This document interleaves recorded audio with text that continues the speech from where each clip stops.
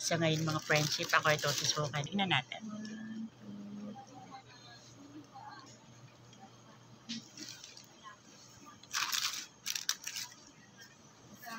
Kinagat lang ng langgam ang aking braso.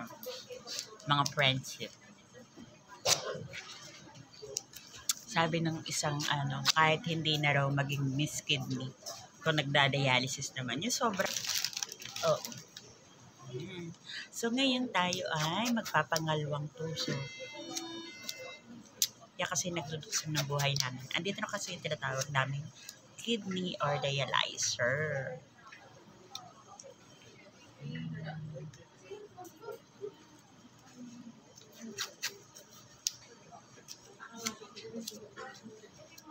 Yes, sir. Today, always naman. Your dress is pretty.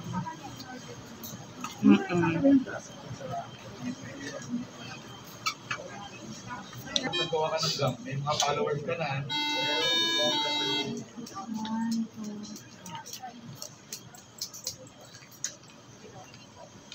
Australia di product po, ate. Pangalawang gamit na yun. Thank you. So, again, finish na. Nati, babe.